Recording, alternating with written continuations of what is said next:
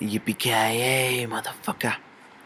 Hey guys, I'm Mr. Film Jack here, and today I'm going to be reviewing Die Hard with a Vengeance, which is the third installment of the Die Hard franchise. Came out in 1995, and is once again directed by John McTiernan, the director of the first Die Hard film. And I think it's necessary to bring him back because a lot of people were kind of disappointed by the second movie. So it's cool to bring him back. A lot of people can compare this trilogy to the current James Bond trilogy because you had a great first part. It's like a fine, like, it wasn't that bad, but it wasn't that great either. Second part, and then a thoroughly blood pumping, awesome third part. And in my opinion, Die Hard with a Vengeance is the best Die Hard movie, just by a little bit. It got, it was really tough for me to pick between Die Hard and Die Hard with a Vengeance, but I can safely say that Die Hard with a Vengeance is my favorite Die Hard movie. So John McClane, once again, he's been out of the game for a while, and he's starting to succumb to alcohol and cigarettes and whatnot, and he's kind of become a bum, if you will.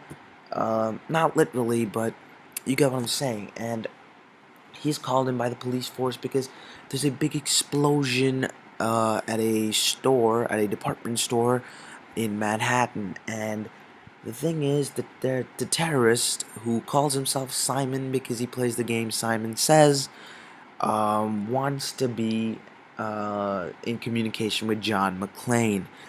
And this story, I mean, it might sound a little cliche right now, but you need to watch the movie because, my God, it is very intelligently written. Every event leads to the next in such a smart and slick fashion, and I think that really, really adds something to the film. The film's really well edited, and I think that also contributes to the intensity because this film it has very intense moments. The first Die Hard, of course, it has intense moments, but this has like those heart pounding, something big's about to happen moments, and the film consists of, well, of course, Bruce Willis, who again, this guy's a beast because every film that he's in, his performance gets better, and he's able to bring out John McClane even more. I mean, sure, that's with a bit of help from the script, but of course, with a huge amount of help from his performance. And then you also have Samuel L. Jackson, and Sam Jackson, well, this was his time. Like, 1994, Pulp Fiction came out, and he was that guy. He's the guy that just keeps saying the word motherfucker.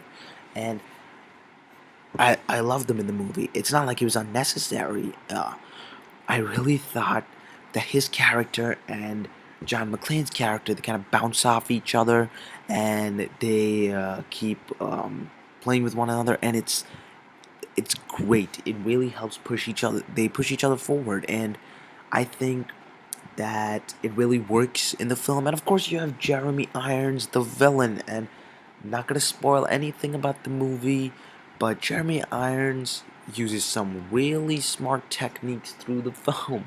Some really, really smart things, like his plot.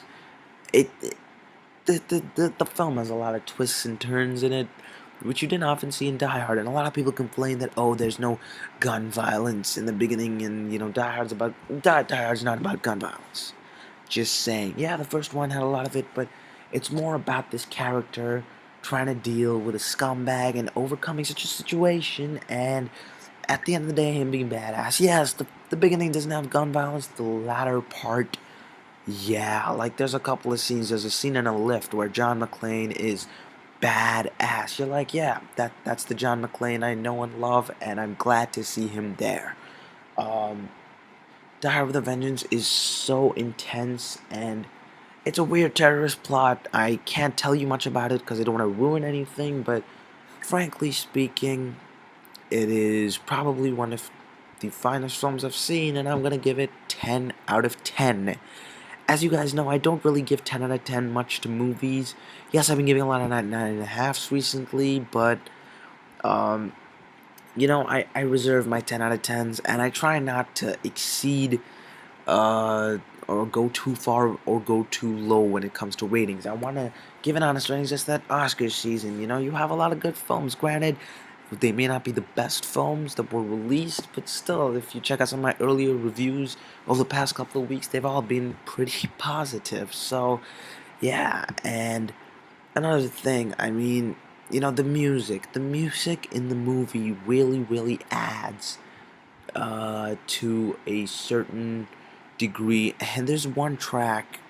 Uh, to, I don't want to again ruin the part where it happens, but it's kind of got the drum and the horn and everything, and it's brilliant. It adds such a good flavor to the film.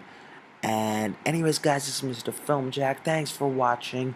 Make sure to subscribe, share your thoughts, let me know what you think, and like this video. Favorite if you really like it, whatever. And look for your Die Hard review coming soon. Stay tuned.